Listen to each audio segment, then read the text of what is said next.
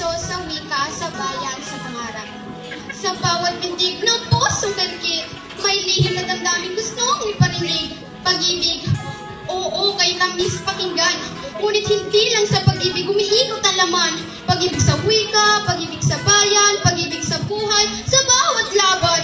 Ako'y estudyante, puno ng pangarap. Ngunit sa bawat hakbang laging may hirap. Sa klase, kailangan dapat, kaibisaduhin. Kairaming tanong na kailangan sagutin. Minsan pagod, madalas puyat. Pero sa puso ko di ako sumusukot bumibitaw. Bakit? Dahil may dahilan. May apoy sa puso, may alab ng damal. Nasa simpleng papel, labis at libro, mabubuo ko rin ang mundo kong bago. Ngunit saan nga ba ito nagsisimula?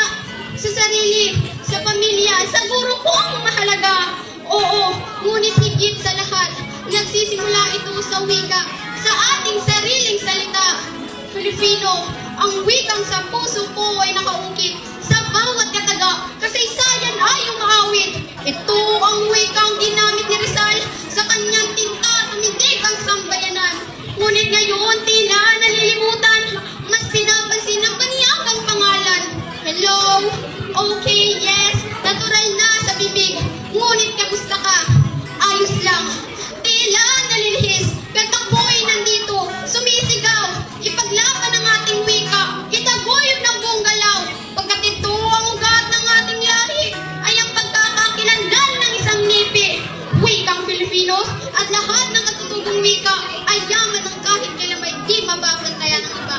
Ilocano, Cebuano, Waray, Kapampangan,